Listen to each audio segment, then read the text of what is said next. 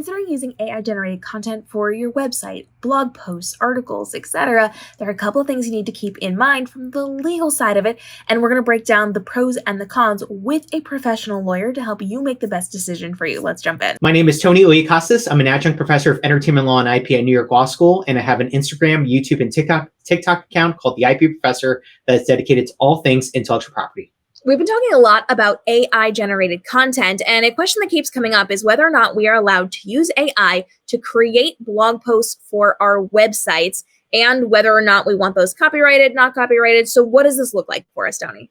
So I think the first thing to address is that you are allowed to use AI platforms for anything you want, really. I think that that's a given here in a situation like this. I don't think that there's anything that would bar an average person from the ability to use AI-generated software for creating artwork, writing texts, making AI-generated movies, what have you. So you're able to do it. The question just becomes if you want to take measures to protect that completed work of authorship. And that's where you get into tricky territory. We've talked about it before in previous episodes. I'm sure you could check it out on Cam's channel.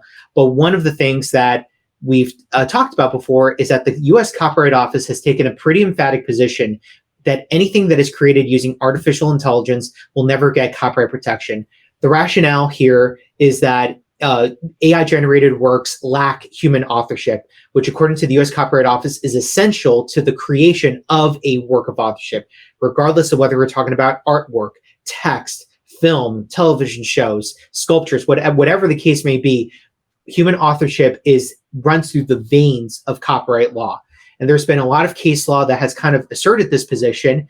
There's an 1879 Supreme Court decision called the trademarks cases that pretty much was one of the foremost cases in U.S. legislative history, or judicial history rather, to lay out our understanding of the human authorship prong, specifically addressing that the works that are created can only be conceived of from the human mind, essentially. Something that, I guess, that essence of creativity is something that's lacking with generative AI platforms. We've seen that also tested even more recently with the Naruto case, Naruto v. Slater. That's the monkey selfie case.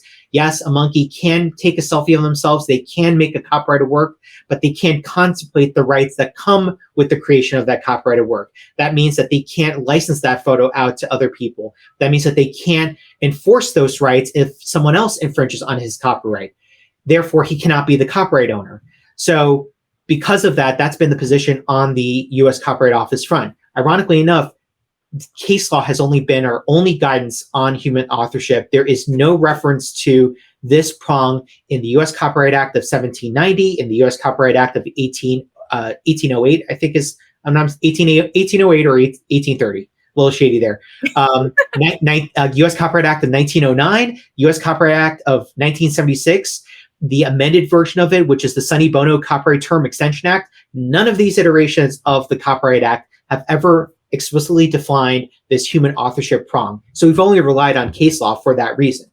So if you're writing, if you go on ChatGPT, if you go on Bard, if you go on the Bing version of their AI platform and you ask it to draw up a text post, that's wonderful. You just can't take that and register that in the U.S. Copyright Office. They're going to say flat out no to you.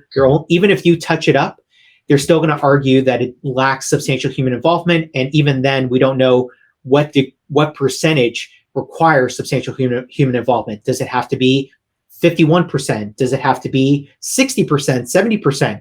Could it even be 30% or 40%, whatever the case may be? We just don't have that clear-cut language from the Copyright Office. So if you don't care about copyright registration, have at it. You can use ChatGPT until your heart bleeds out, and you can use it to write up blog posts.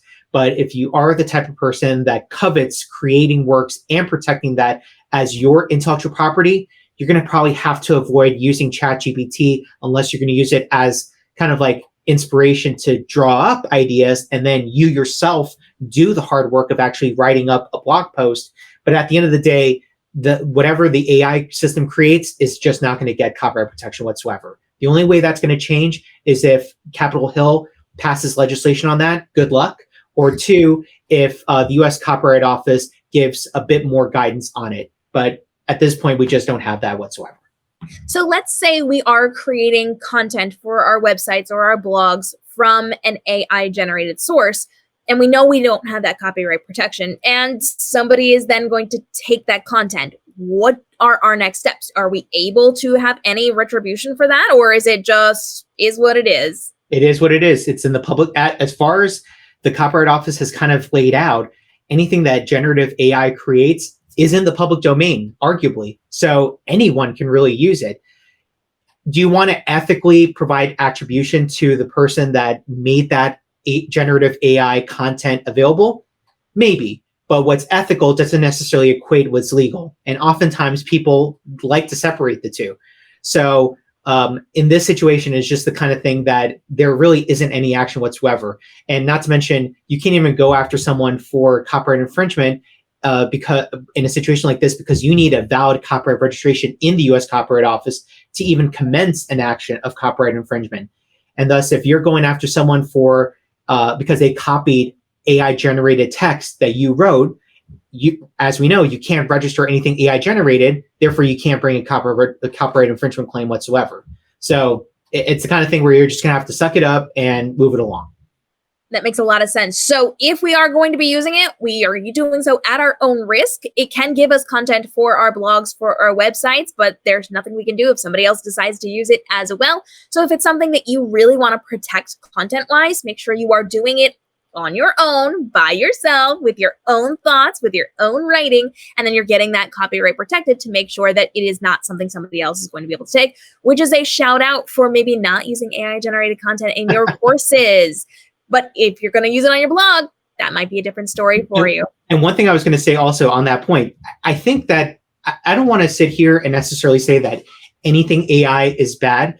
I think we just have to be very cautious of where we are right now in this weird world that we're at with AI and its applicability in the intellectual property world, not just in the copyright space, but even with trademarks, with patents, with other aspects of IP, even personality rights, which has become very much a hot button issue.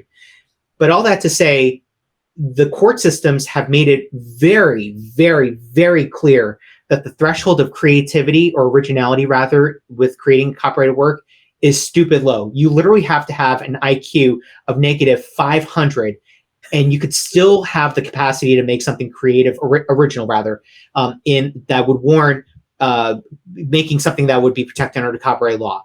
And again, it's like literally to the extent that you could draw a stick figure. And, stick figures, I think, are too generic that maybe it's not original. But if you draw a stick figure with a top hat and a mustache, at least your rendition of a top hat and a mustache, the courts would say, yeah, that's original. So it's to that extent how stupid low the threshold of originality is. So think twice before you use AI, because yes, it has a mind of its own. It can spit out words probably more eloquently than a lot of other people can. It is capable of coming up with kind of creative prose, if you will, but it's not always guaranteed to be, original. I mean, we've kind of seen evidence, by a lot of lawsuits, how AI is just pulling things from the internet and is now being sued for copyright infringement. Mm-hmm. All of the Stability AI versus Getty lawsuit that's ongoing right now. So, I think it's kind of getting back to what I said earlier, which is treat AI as more of a source, a tool of inspiration, and not really as a replacement to the human mind. Because I think at the end of the day, it can spark creativity, but I think it cannot replace creativity, or certainly cannot replace originality that is so highly coveted in copyright law.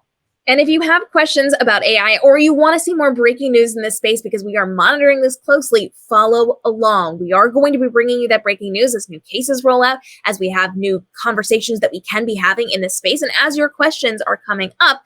And as always, if you have questions about the legal side of entrepreneurship, go ahead and drop those down below. Tony is coming back for upcoming episodes. And as always, you can reach out to Tony on his socials. Tony, where can everybody find you?